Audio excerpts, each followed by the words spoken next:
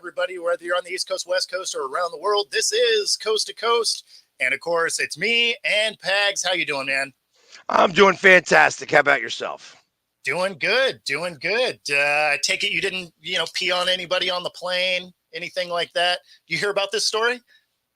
No. No? Amazing. No. All right. So this This sounds like it's a great start to the oh show, man, though. I mean it's how you kick it off, right? Then listen, I only here do we get this type of in-depth coverage. So, former NFL player Goster Shirillis, originally drafted by the Lions, last played for Tampa Bay, was on a flight from Boston to Dublin. Says he took some sleeping pills, had to have been mixed with something else because he just exposes himself and pees on an elderly person in the middle of the plane, gets the thing grounded, flight's delayed for 4 hours, ended up kind of like hitting another elderly passenger and obviously gets arrested and for disorderly conduct. But apparently the person sat there for 20 seconds of getting peed on. So maybe they thought he was R. Kelly. I don't know. But wild. Yeah. I mean, all right. So, wow, this is an interesting one to say the least.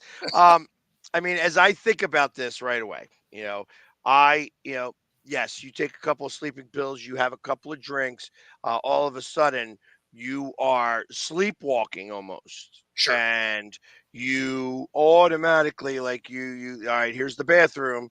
Just so happens to be an old guy. and the old guy is probably sleeping and doesn't No, realize the plane hadn't taken off, I don't think. Or it was like within the first hour because they grounded the plane, right? If you're leaving out of Boston, it's not a far flight before you're over international waters. So, right. so it was grounded stateside, it was grounded, stateside somewhere. So Wow. just wow. Right? Even worse. Like if you were mid-flight, I could almost like maybe it hit you weird or whatever. I guess maybe you took them super early, maybe, so that they were in by the time you took off, or I don't know. But I've never been drunk enough to just like pee on a person. Not pee on a person. You know what I mean? It's like, listen, there have been times, where things have gotten out of control and, you've had awkward moments where you have to explain yourself. And the explanation you have is, wow, it was really fucked up. No, and I mean, when I think back to, underage drinking or maybe early 20s, right? Something like that. Like I remember somebody stumbling into a closet thinking it was the bathroom, right? I can almost wrap my head around that. But Almost. The middle of an airplane, I feel like there's a lot of signs that said not the bathroom. Maybe. Again, wow. Just wow. Hey, listen. So he got arrested and he got a misdemeanor. Yes. Yeah. All right. Well, at least they didn't, felony. Well, it sounds like so. I take that back. I think they were in the air. It sounded like it was maybe above Canadian airspace. So it does sound like there might be a federal investigation because of that. So who knows if it's done from there, but I don't know. Anyway, it just seemed like a good way to start the show because, wow. Yeah, thank God that I have not had any flights like that. I'm as I am getting closer and closer to the time where I have to embark on a 12-hour flight. Yep. Which is a long flight. And, you don't get to deal with many of those because, like, your farthest flight that you maybe go to is like Hawaii, which is probably what, 6 hours? Yeah, I mean, most flights from here in Seattle, unless you're going, overseas, is about 5.5. Like if I fly to Florida, that's about what it is. Flying to Mexico, most of those are 4 to 6 hours. Even if you were like to fly to Europe, it's not that far because you're actually closer to the North No, Pole. You go up North Pole and then come down, I assume. so usually a European flight from here flies to the East Coast and then over. Got So it. so we usually have the flight from here to the East Coast and then whatever the connecting flight is. Generally, you can take one direct. It is longer, but or like Danielle when she just flew to Brazil. She flew. Let's see, she flew into Houston and then down, so it ended up being a 10-hour flight. So, but yeah, I mean, if you're flying, it depends on where you're going. Like there are some long flights from here. Yeah, well, I mean, there's long flights from everywhere, so it's not Exactly. like, if you want to go to Africa, there's no quick way of going to Africa. Or if you're going to New Zealand, right, you're going to spend an entire day on a flight. But Australia, like exactly. that. There's lots of those. Like if I was going to Hawaii, it would be an all-day flight for me. You know what I mean? For me, Yes, absolutely, absolutely. um, yeah. Like if I was going to go to India or something like that, I'm not, I'm not there yet, but I have been to like 42 countries so far. So Okay, I'm working my way to get to the Century Club. I got you. I haven't made it to Europe yet. That is probably in the next couple years, though. Europe is a lot of fun. Uh, you know, I believe Seattle's going to be playing. Well, they just played there recently, so you never Yeah, know. they were just in Germany. I wish I could have went to that, but I would bet they're probably overseas again within the next probably 3 years. Would be my Yeah, guess. yeah. Well, yeah. The moment that they start doing the 18 games, it's going to be half going Oh, over for and sure. half not. Yeah, Yeah. it's going to be like I think it's supposed to be 10 and 6 and 6 and 10 or 10. Yeah, 10 teams from the AFC, the 1 year, 6 teams from the NFC, and then the opposite. Yeah, no, I could see that. And I mean, because you'd have that second bye week, like it would make sense to Right. try and coordinate that with your flight back is your bye week, so they get all those in, and then everybody's back on schedule by the time that last one comes through. Got you. So yeah, I mean that it's they're going to work it out. These details will all get figured out one way or another. Yeah, no, absolutely, absolutely. And of course, your trip to Brazil's coming up quick. You excited? Like that's going to be a trip. I tell you, people ask me that all the time. Are you excited to go? And I'm not. I don't get excited to go somewhere.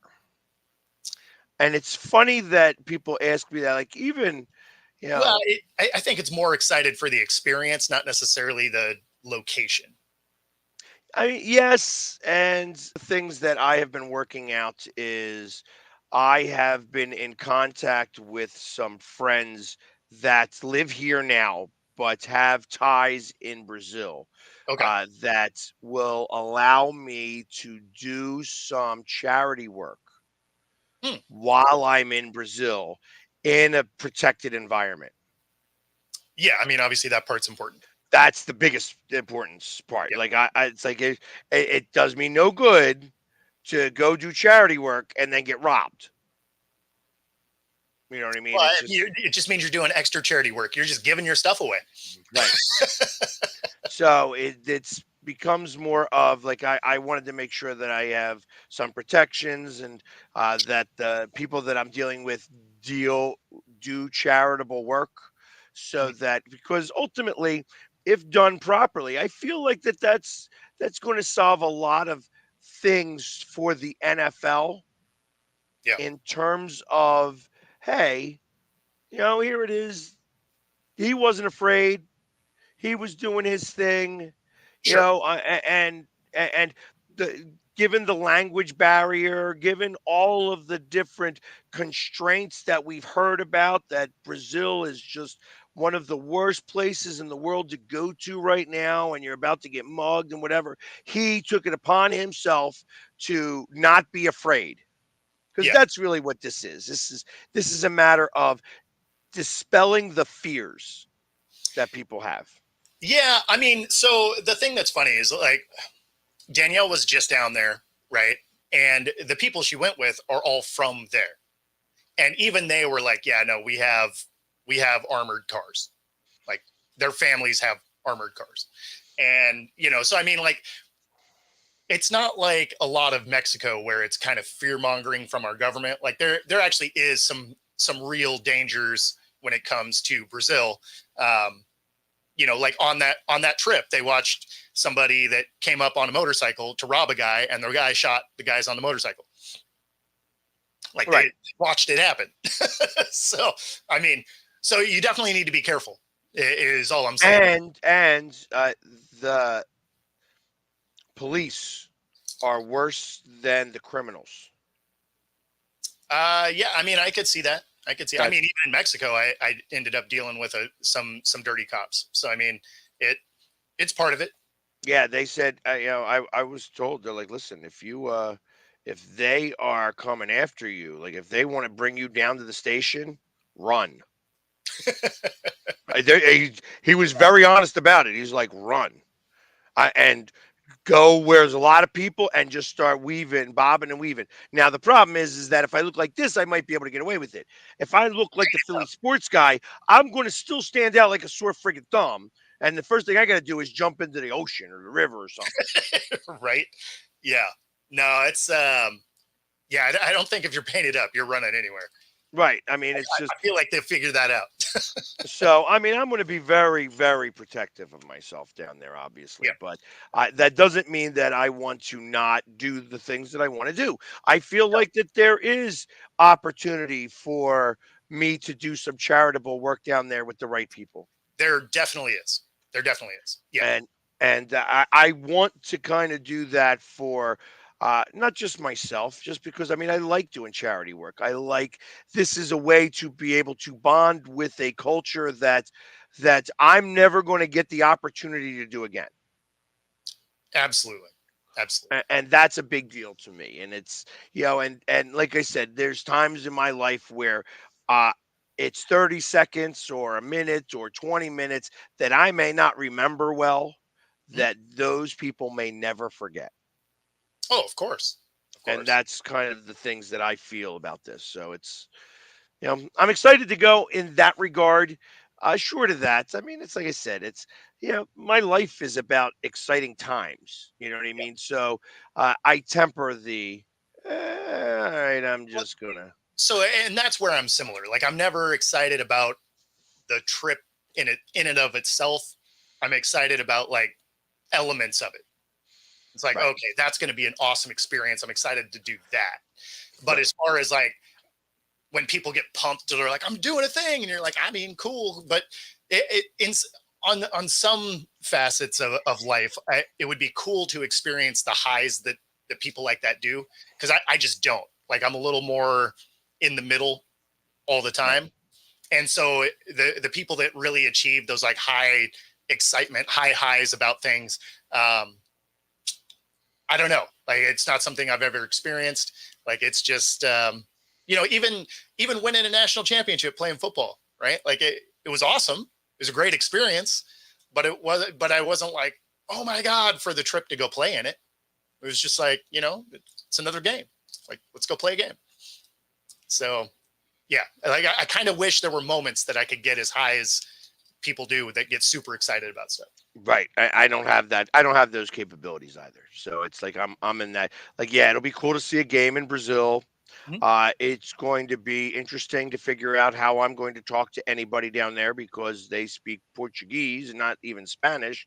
Yep. So, like, I have no idea. Like, tu lápices pequeña is not going to come into play here. Like, telling somebody their pencil is small they're not going to be like, okay, okay, I okay. mean, I believe those are fighting words, actually. Exactly. I And believe, that's how I use them too. yeah, My I pencil believe is small. What are you that is talking about? exactly that is exactly how you get beat up in Brazil. Exactly.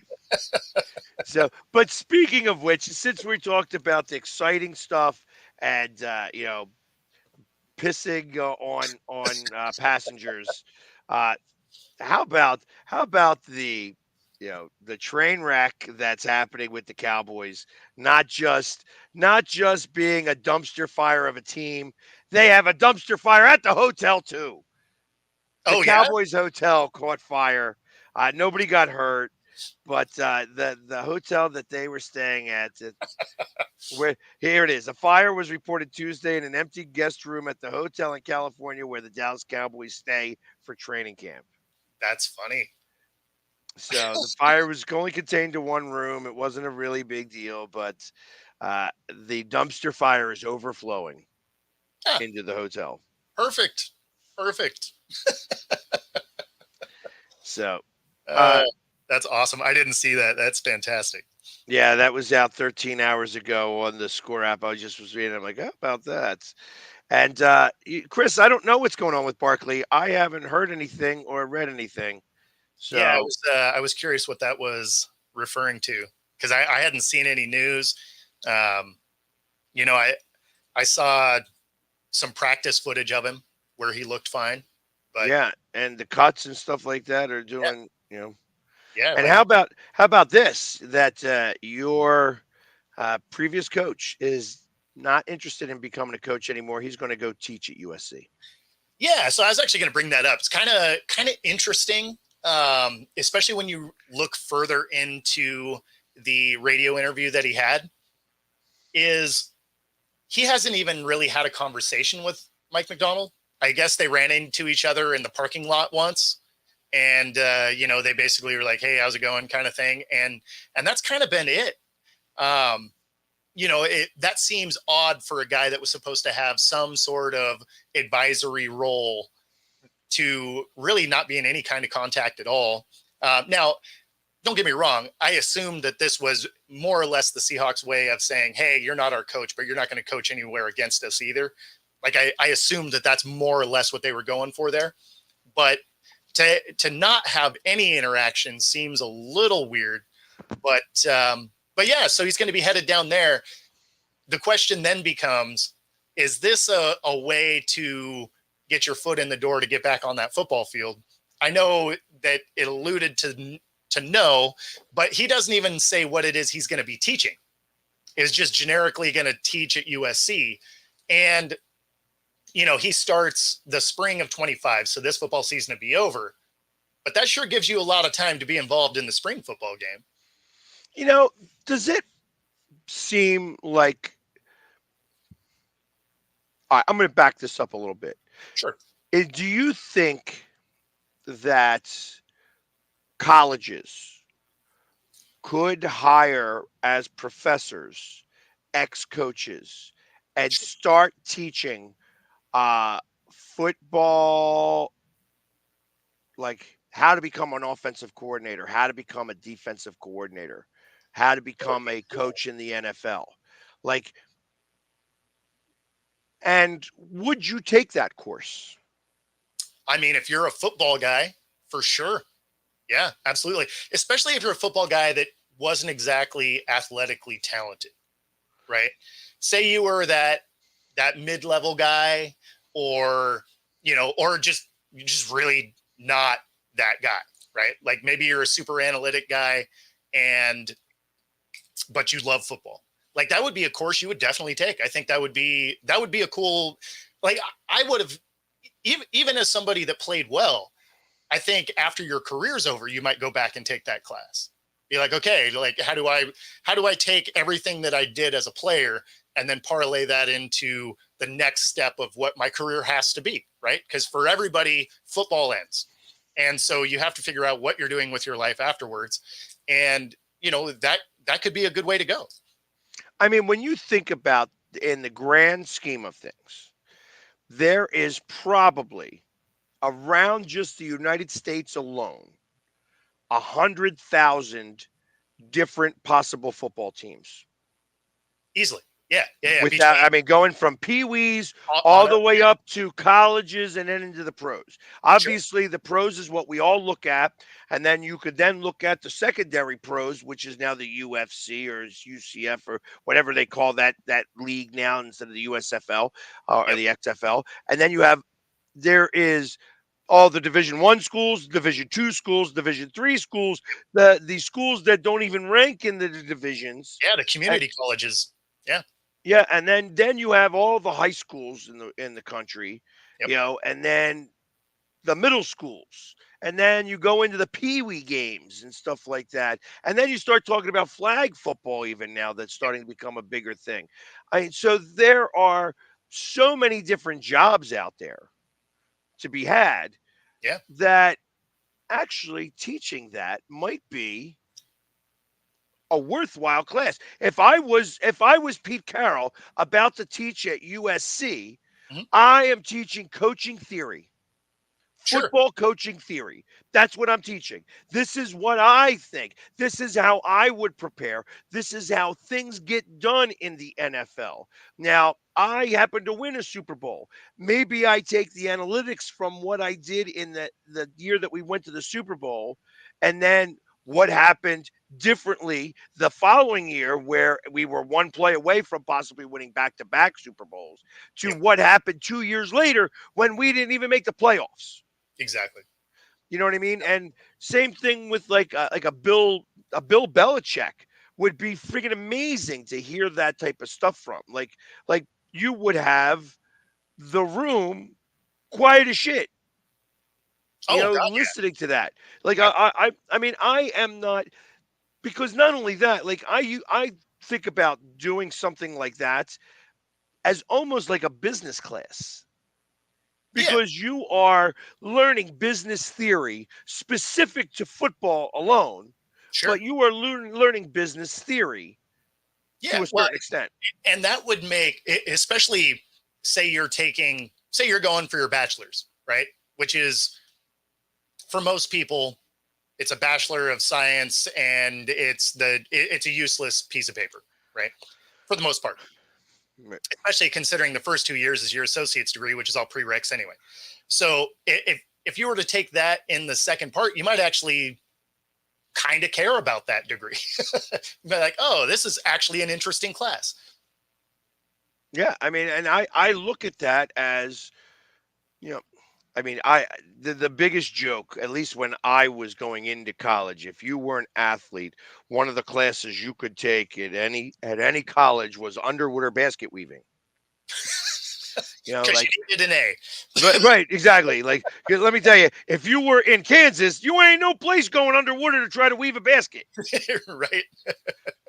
So they would fake it almost. It's like yeah, it's like okay, it was like gym.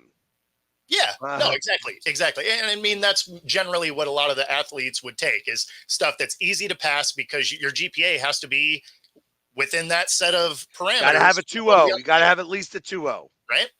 So, So, and Sean, it's Mike McDonald. He was the defensive coordinator for the Ravens last year, is Seattle's new head coach. But yeah, I don't know. Like that would actually be really cool. That would be a class that I would legitimately want to take right. Even as today. Like I would take that somebody, class yeah, today. somebody who like doesn't go to school. Like if you like most colleges, like for instance, you can take every class that's available at Princeton or Yale. Oh yeah, just to go in and sit in on the lectures and You everything. don't Absolutely, you don't even absolutely. have to sit in. You can go and do it virtually. Yeah, And you take all the tests and grade it. You don't get the credit until you pay, correct. but you can take the entire class. Yep. I would do that. I would absolutely take that class. It would be fun to take that class.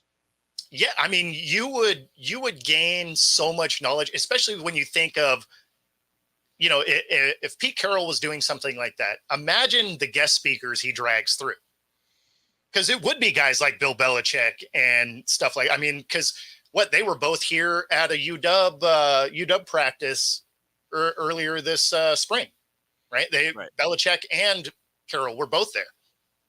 Could imagine being on that college roster And those are the guys that are just tooling around your practice. Right. Well, no, I mean, you know what? But see, that's where when they start to give a little bit of information, like when they talk to you and be like, "Hey, you should do this, and this is the reason why," you are taking that, like you live that. Like, Yes. okay, now that's okay.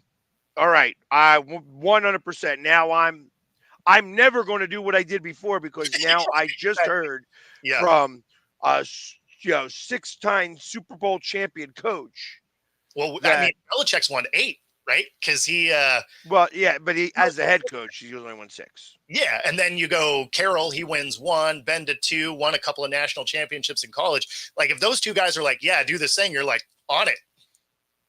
I'm gonna figure it out. Yes, yes, you are right. I am no longer going to do whatever thing I was just doing. Yep. And that's yes, I get that. So I don't know if I just threw that out there and colleges like do colleges think about this? Like, is this something that makes Colleges think sense? about this. So if Well, people, that's exactly it. You're going to be paying that coach to have to coach there, teach there. I yeah, don't know if you're going to pay. Are you paying Pete Carroll $80,000 a year to go coach to go teach one class?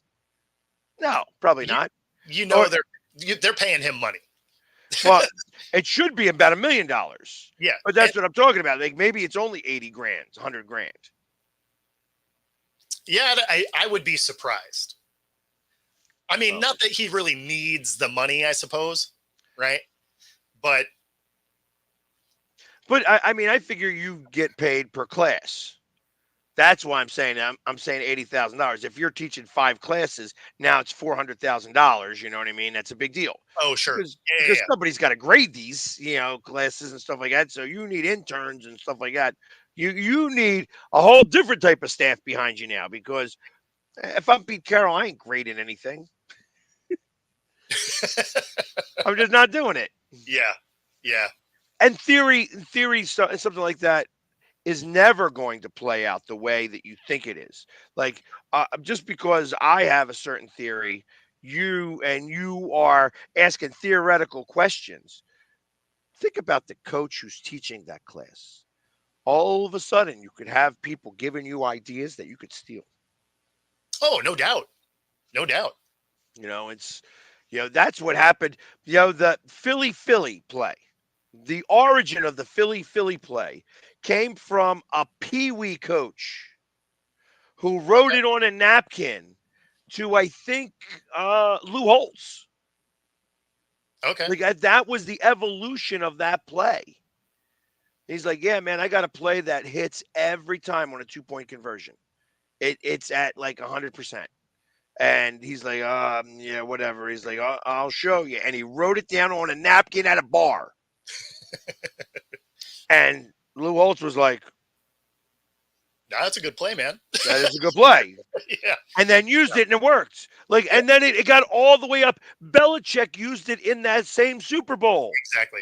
And Yeah. he could and Brady, had alligator arms for who for what? Exactly. Yeah. Well, I mean, and that's the same thing like Andy Reid. He lets his guys draw stuff up. Yeah, the Right. ring around the rosy thing that nobody Yeah. gets, but Yeah. But I mean, like, he's just like, yeah, I mean, show me something. Like, if you got an idea, like, will you try it out? I mean, right. and I feel like as a coach, you should welcome that. You need to. You need to. This is Yeah. all part of your team and growing and stuff like that. So you have to do all that stuff. You can't just be like, "Oh, okay, I know I it have the all. same plays forever." Exactly. So, Yeah. No, that would be a fun class though. Like, if that was available, that would be a class I would take. I agree. I agree. And maybe now I want to do that. I want to set up of like, "Hey, I'm going to do a virtual classroom, Bill. How much do you need to get paid to teach the class of uh, NFL coaching theory or football coaching theory?" That's what the class is. Mhm. Like we got to set up a curriculum. We'd have to do all that and charge people $25,000 to get coached, to get taught by that coach. I mean, people do it. They would do it. I think so too. You know, At least that great coaches, like great coaches that would want to be better. Yes. Like I look at that as like your classroom may be college coaches. I would imagine a lot of it would be. Yeah. College and high school coaches, high schools that are in the top 100. Yeah. Those coaches probably make a lot of money too. And he's like, hey, Bill Belichick is going to be teaching a class. I want to take that class. And it's going to be like a 2-week class, even. It's like it doesn't have to be a long class, but it's 2 weeks nonstop in the summer. Yeah. No, I think that would be awesome. All right, so start working on it, and I'll just take half of the money. Yeah, that don't have time for that. It doesn't work that way. What the frig? I just even the timeline alone. Speaking of timeline, look at the time. We're already halfway through the show. It's that time. But before we get there, Chris, I guess he had his back looked at. Yeah. So, I mean, it's Barkley. So, I mean, an injury is probably inevitable. Maybe. You get to pick which 8 games he plays. So if he's hurt right now, awesome. You'll have him down the stretch. I don't think so. I think he'll actually play about 12 to 14 games. No, I can see that. The one thing that the Eagles do very well is they figure out what the situation is. For instance, last year, anytime it rained, you didn't see Swift out there on the field very much because you know that Swift gets hurt in the rain. That he when he cuts, he slips sometimes, and that's where most of his injuries come from. So when it rained, we didn't use him.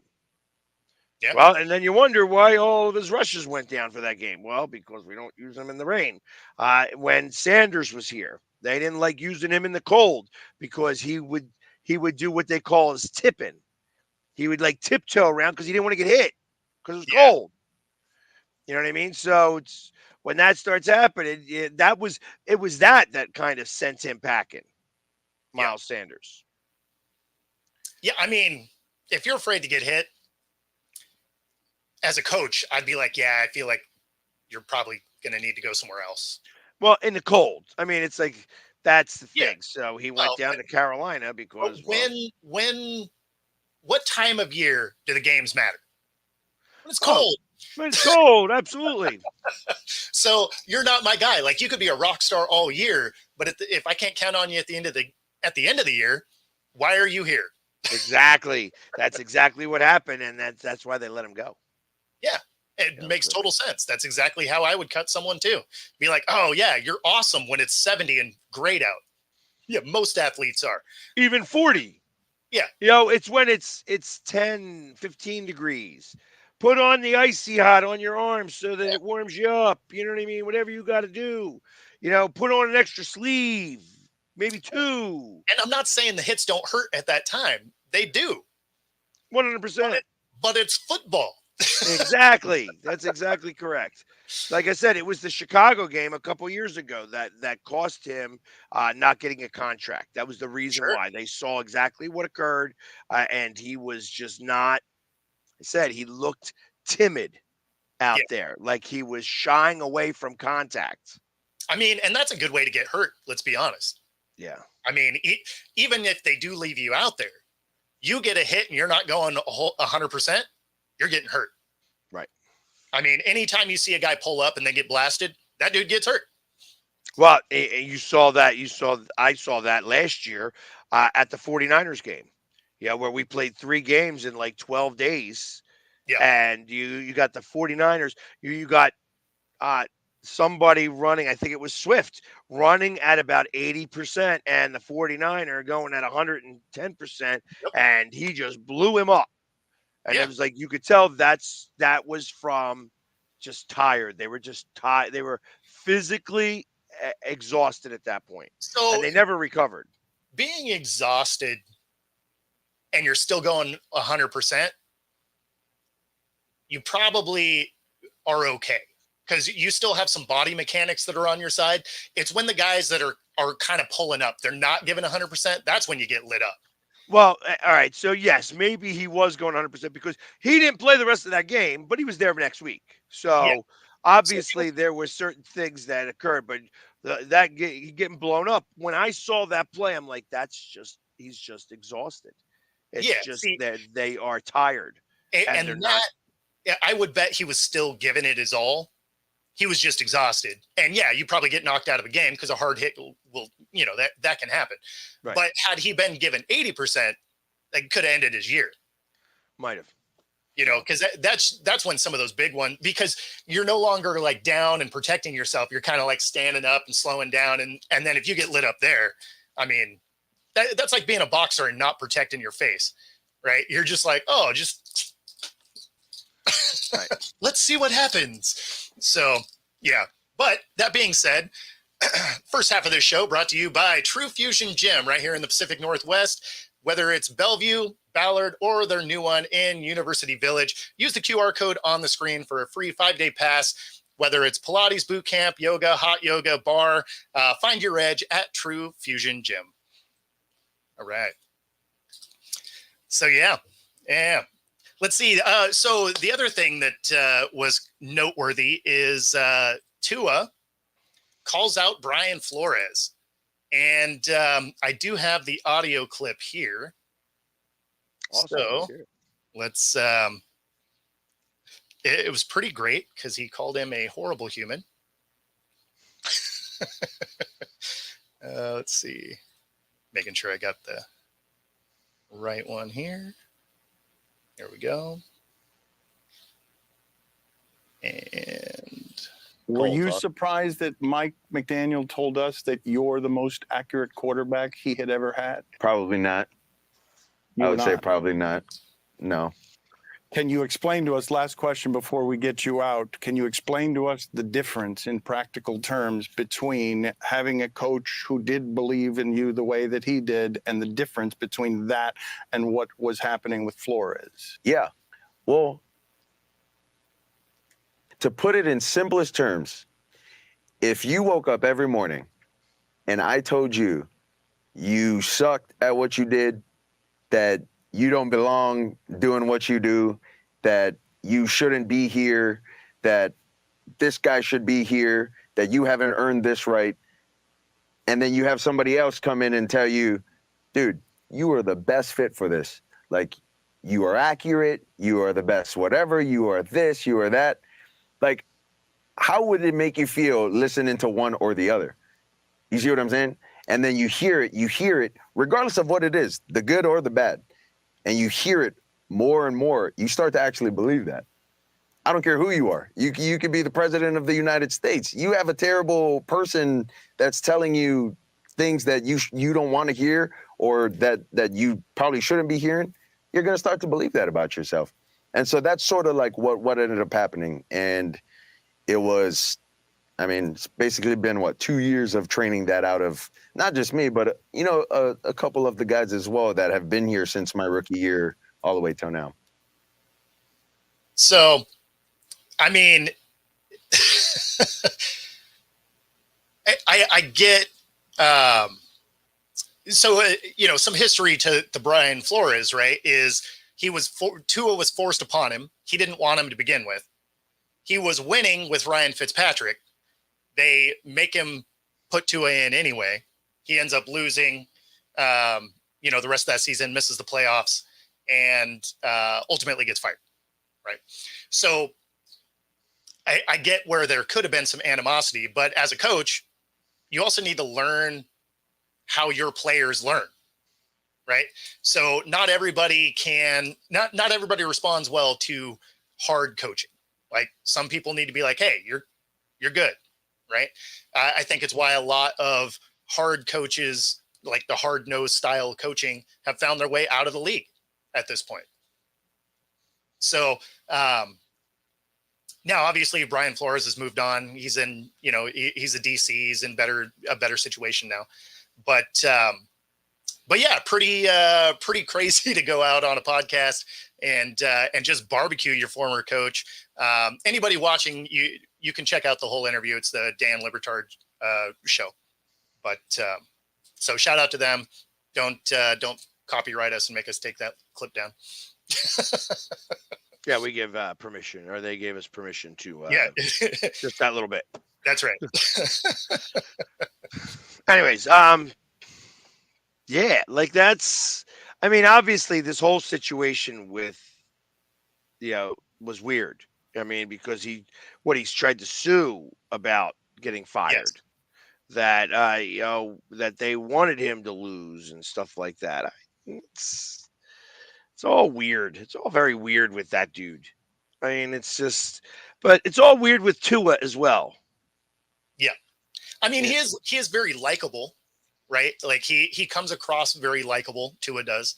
I don't even have an issue with Tua. I just had an issue with his durability, right? Because I mean, even in college, he wasn't durable. So, Right. like that's my only issue with him as a whole. But it definitely sounds like it was an interesting situation. Definitely a bad deal if the coach. It's one thing if it's hard coaching and he's saying that stuff to you. It's something else if that is getting spread around the locker room, right? So if there's other guys that are in the room that are having to unlearn that Tua is terrible, that's a bad look on coaching. Right. No, I 100% get it. And,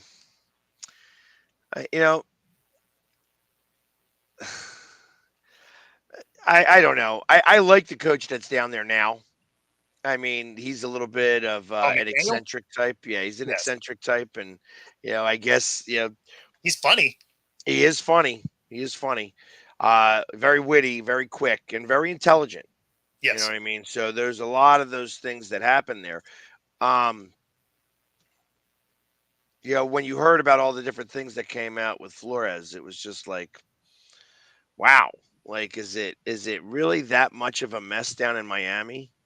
Well, and so this clip here will kind of outline that it had to have been that big, because we will do this guy right here. The words you use were terrible person. I'm just curious how that hit you. Look, I'm human, so that hit me in a way that I wouldn't say it was positive for me, but at the same time, I've got to use that and say, hey, how can I grow from that? How can I be better? That's really where I'm at from that standpoint. Do I feel like that's me? No, but how can I grow from that situation and create a world where that's not the case that anyone says that about Brian Flores? And that clip was brought to you by CBS Sports. But, so, I mean, he even owns the fact that he probably did say those kinds of things. Right. No, Right. and and listen, you can't, when somebody says stuff like that, you can completely deny and be like, no, see, this guy's just FOS. Mhm. You know what I mean? He's just FOS. There's never a time where I told him he sucked. Yeah. Or you just be like, yep. Hey, listen, it sucks to hear it out loud that I am this bad of a person. And, it may have been some of the reasons why our attitudes to each other didn't get along very well, but tough, No, exactly.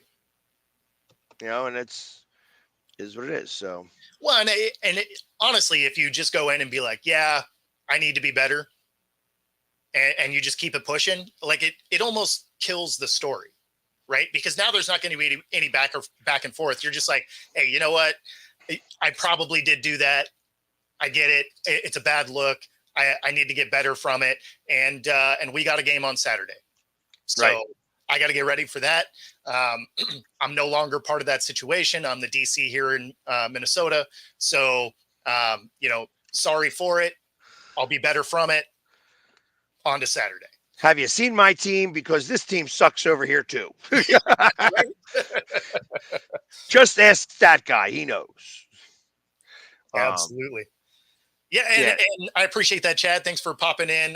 Definitely like and subscribe if you're watching. But Yeah, exactly. so yeah, no, it's just kind of an interesting situation. Also interesting that he called him out the way he did on a podcast. That being said, it was a very pointed question, right? Like, it was very specific. So, like, I don't know how you could dance around it if the experience was that bad, unless you were just going to not answer. Right. So, and it sounded like he wanted to answer. oh, he wanted to answer. He's like, yeah, this guy was a big douchebag. Exactly.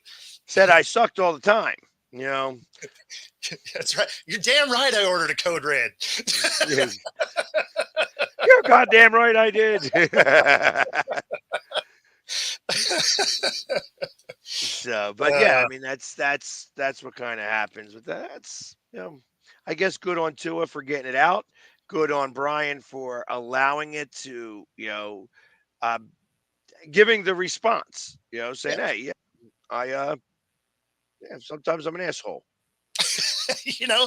And that's really the way he took, right? He was just like, yeah, I mean, I got to learn from it because it came out. Yeah, sometimes I'm an asshole, and I'll be better next time, maybe. Yeah, except he won't, right? Because he's on the defensive side of the ball, and let's be honest, defensive guys respond to hard coaching differently than offensive guys. It's funny that you say it that way, because I tell you, so owning my own business. Mhm. And when I did own the business, before I started doing any of this, I was a chimney sweep and a stonemason. Yeah. And my company was called United States Masonry and Chimney, USMC. And I hired a lot of ex-military Sure. deal to do my laboring stuff. You know what I mean? So, and when you're talking to like a Navy guy or an Army guy and an Air Force guy and even a Coast Guard guy, like, you could tell them what you want. They may not understand it, and they'll ask questions or whatever, but you can tell them. Mhm. When you tell something to a Marine, the Marine doesn't get it. He doesn't. And this is a real thing. This is an absolute real thing. But you yell the same thing at the Marine understands right away and does it. Sure. Without a thought. You have to talk to them completely differently. Yeah. Than the rest of everybody else in your crew, because they respond differently. Yeah. And that's a very real statement. No, It's absolutely. So it's the same way with the defensive coach. You're right. You are talking to the offense because the offense are more diva-ish. You know what I mean? They're more finesse. Right. You could probably yell at the offensive line. You could probably grab a face mask of an offensive lineman, and they're going to give you that respect to do that. Sure. You could do that with just about anybody on the defense. Especially like a guard. Like I could see doing that to like a guard. They'd be like, all right, do that again. Whereas most of the defense, right, they play football to hit people. Right. So they respond well to like grabbing the face mask. What the frick are you doing over there? And just yelling at them because they hear what they need to hear from the yelling. They don't hear the F-bombs and all the stuff and the fact that you're elevated in audible. But they're getting what they need to out of that. Where if you're not yelling at the wide receiver. I'm not yelling at AJ Brown. What the F, AJ Brown? Why are you doing this? Why are you doing this? Like, AJ, I need you to kind of do this. Yeah. You know what I mean? Because he's a diva. Yep. You know what I mean? Now, and I'm talking like this, like I'm a coach. I have no idea. I don't go to these practices. Sure. It may not be like that at all. They may take that criticism, and we're saying, like we're doing kid gloves in comparison to regular gloves. That's not the case. I don't know that for sure. No. It would be 14 and 16 ounces. Like, they're still going to yell at the guys. It's just got a little bit different tone to it. Whereas, the defensive guys, they also get to shrug it off and go and hit somebody. So, like, if you made them mad, you're like, okay, well, I'm going to rip that dude's head off because I just got reamed over here. So someone's going to pay for this. Right. Not only did I just get pancaked, but I got my ass reamed for it. And guess what? No more pancakes today. That's right. The flapjacks are done.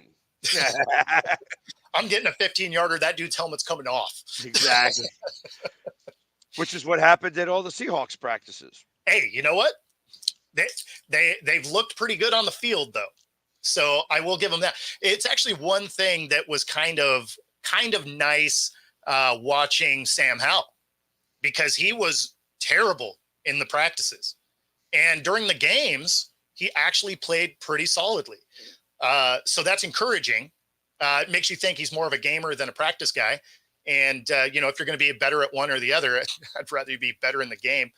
But it's going to keep you from being a starter probably most of your career if you don't practice very well. But if you're a gamer, when you get your opportunities, you'll be able to come in and do some stuff. So if Geno gets hurt, you start to feel a little bit better about, if Sam Howell has to take a swing, because during practice, you're just like, oh man, I hope this dude never touches the field. But, he was over 100 rating in both games during preseason.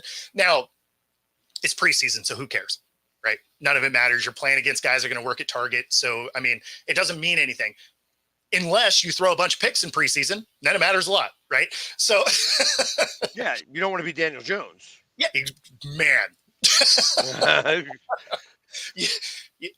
You got to be. So if you're a Giants fan, you got to be calling for Drew Lock to start at this point. From what you've seen out of Daniel Jones, you got to be looking at this like anything's got to be better. Maybe might be the case. If I was a Giants fan, I would not be excited.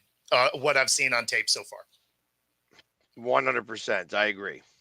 So listen, with the last 7 minutes of this, this was something I wanted to do. I wound up, when I went to Fanatics Fest, I wound up winning 2 packages of cards. Now they had there were hundreds of card companies there, but then one person came up and asked me a question about, like, when did the Eagles first go to the Super Bowl? I'm like, it was 1981, Super Bowl 15 against Oakland, where they lost 27-7. And he's like, yeah, you win the deck of cards. You win the cards. Do you want baseball or football? And I said baseball for one, football for the other. So I want to rip open. Oh yeah, let's see what cards, and we'll discuss. We'll do one today, and then we'll do one at the next show, whenever that is. So here we go. So there's only 4 cards in this, and this is football. Okay. That I've decided to open. So our first card is, wow, how about this? A Bruce Smith card. Nice. That's awesome. That is awesome. Yeah. Defensive end Bruce Smith. Yeah, I wouldn't be mad at that one at all. Not even a little bit. That's like a Hall of Fame card. Almost. Absolutely. Absolutely. Second card in this, Darnell Washington from the Steelers. Okay. All right. Also a solid guy. Solid. Not as good as Bruce Smith, but. No, but solid. Then we have Tyreek Stevenson, who was a rated rookie. Okay. And he is with the Chicago Bears. Okay. And the fourth one being Treylon Burks. Okay. Wide receiver for the Titans. All right. So, I mean, it started off on fire and just kind of cooled off as it went. But yeah, we should have went backwards to forwards. So right? Bruce Smith is a beast. There's no doubt. I like. That's kind of cool. Just have that, and that was the 4-pack of the Optic Donruss NFLPA Panini cards. It's funny because on the package I saw the O, and then on the other one I saw the D, and I was like, oh, cool. Is that like football cards? This is going to be an offensive pack. This is going to be a defensive pack kind of thing. But Optic Donruss makes sense. Yeah, that's kind of what it is. The other ones are just straight Donruss Panini cards. So, but they're baseball. So we'll do that tomorrow or the next show, whenever that happens to be. Oh, the Optic is because it's got like the hologram background. Correct. Gotcha. And they only do 4 cards. So it's like, I mean, ultimately, out of all those cards, like, I don't have plastic casing. I don't have any of that stuff. So, I'm, it's just literally, it's going to sit there and collect a little bit of dust, maybe. Well, I mean, card collecting is so different than when we were kids, right? Because, I mean, you used to put them in the sleeves and it'd be in a book, and, condition, like you didn't want to bend the corners or anything, but the condition isn't like it is today where they're like, this thing is perfect and all it wildly different. Well, I had this conversation, and this will probably be last to bring us out to the end. So I spoke to somebody about this. So I was like, listen, I saw that they just had the Barry Bonds rookie card. Mhm. The Fleer Barry Bonds rookie card, or maybe it was the Topps Barry Bonds rookie card, sold for like $3 million. Sure.